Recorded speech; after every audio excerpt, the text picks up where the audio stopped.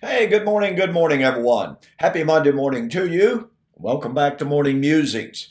My name is Don K. Preston. I'm the president of Preterist Research Institute of Ardmore, Oklahoma. And I truly appreciate you being with me. I hope that you will hit the subscribe button, hit the like button, hit the share button. Help our channel to continue to grow. As most of you know, we recently hit 10,000 subscribers and we continue to add, we continue to grow. And that's thanks to you. All right. So please do that. Doesn't cost a dime. And we're constantly offering my books at discounted prices to help you out.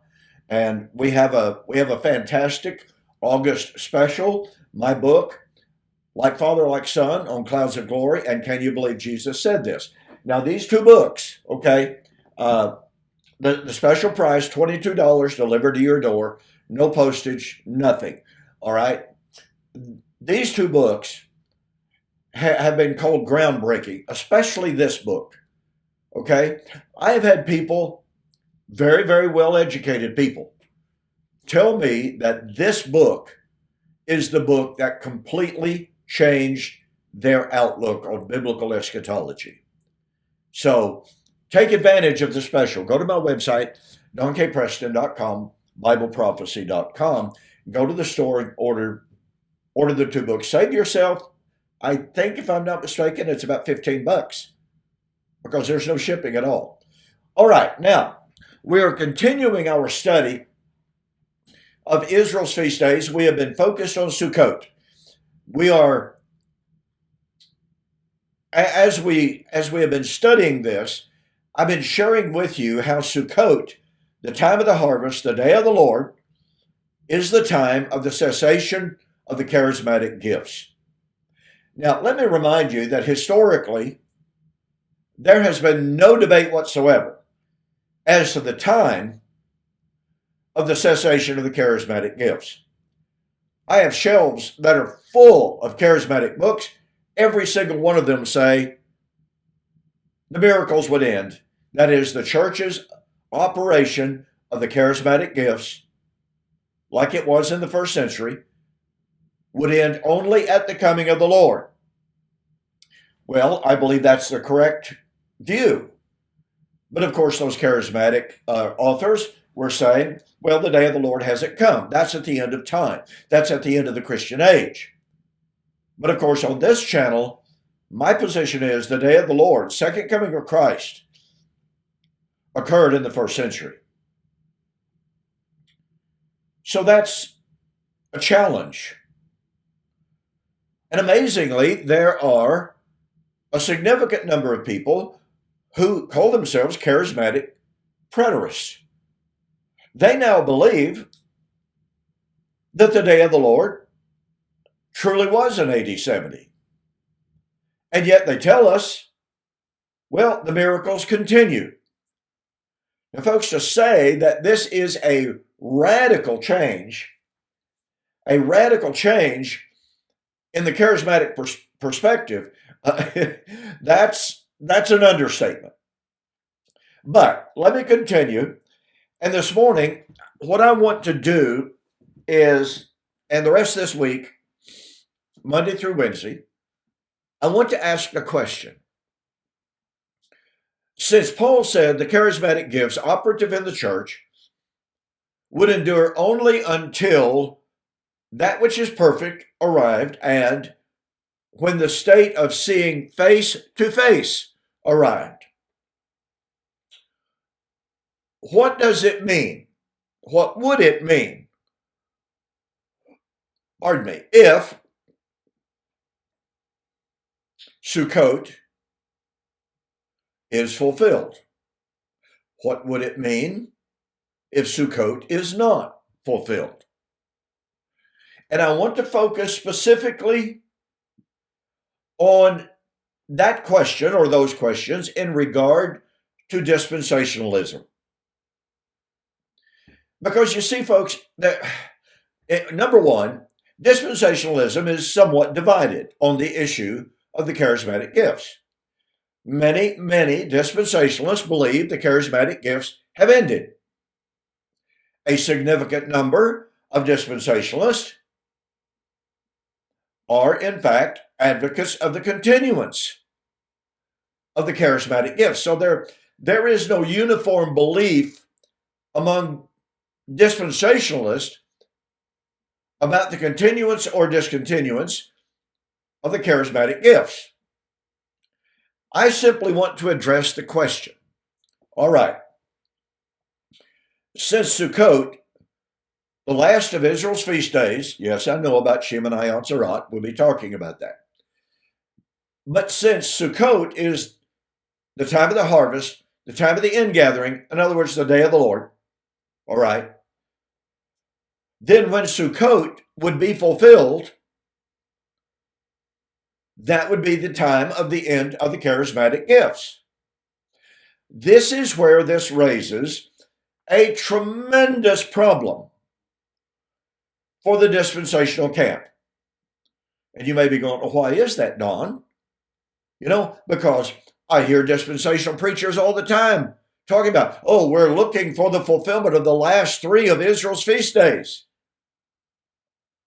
Now, I want you to pay very, very close attention to what I'm about to say. I have listened to, I have read probably hundreds of dispensational books. I have several dispensational books laying on my desk, even at this present moment, talking about the necessity for the fulfillment of the final 3 feast days of Israel: Rosh Hashanah, Yom Kippur, and Sukkot. And they talk about looking forward with eager anticipation the fulfillment of those final 3 feast days and the glory of the fulfillment of that. But here is the elephant in the room, ladies and gentlemen. If Sukkot is not fulfilled, meaning if the day of the Lord has not come, meaning that the miracle should still be operative. Okay, did you follow that? If Sukkot has not been fulfilled, meaning the day of the Lord has not come, meaning the miraculous works of the Holy Spirit are still operative. All right? You got to follow that chain because it's an unbroken chain theologically. If the final 3 feast days of Israel stand unfulfilled, meaning, to reiterate, it's important, meaning that the miraculous gifts of the Holy Spirit are still operative today, that means, ladies and gentlemen, point number 1, that the old covenant law, every jot, every tittle, let me rephrase it this way. It means that the law of Moses, every jot and every tittle, remains binding. Let me express it like this. Since Sukkot is the time of the day of the Lord, time of the harvest, and that day of the Lord is when the miraculous gifts would cease, then if Sukkot has not been fulfilled, the miraculous gifts have not ceased. But if the miraculous gifts have not ceased, then Sukkot stands valid, meaning the law of Moses remains in effect. Jesus said in Matthew chapter 5, 17 and 18, "Do not think that I have come to destroy the law or the prophets. I did not come to destroy, but to fulfill. And verily I say unto you," look, folks, that little Greek term, verily I say unto you, amen lego humin in the Greek, is never used to break a subject. It always calls attention to something that is about to be said that will emphasize what's just been said. By the way, I developed that linguistically in this little book, part of my August 2025 2-book special. Can you believe Jesus said this? I look at this grammatically. I look at this linguistically. Let me reiterate that point.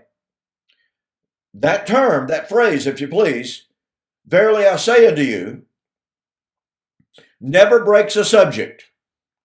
It never introduces a new subject. So that means that Matthew 5:18 is emphasizing what Jesus said in Matthew 5:17, and that is that he did not come to destroy the law of the prophets. He came to fulfill. And then he said, verily I say unto you,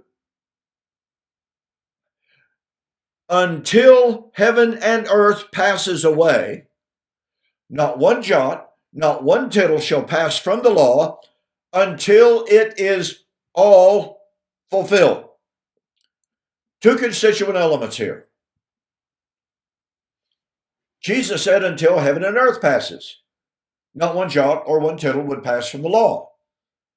Well, a lot of my Torah observant friends say, well, see, Preston, literal physical heaven and earth hasn't passed away.